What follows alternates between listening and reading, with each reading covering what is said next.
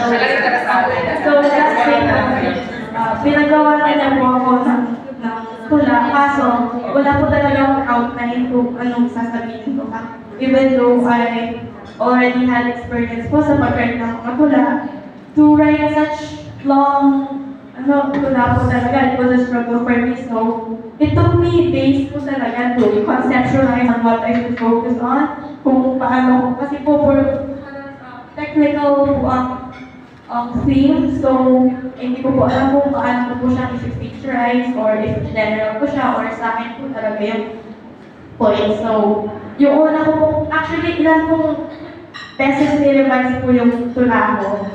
So, nung una po, pinakita ko po kay Sir Raymond, tapos pinarevise na naman po. Tapos, habang may na-memorize ko po siya, ni-revise na naman po.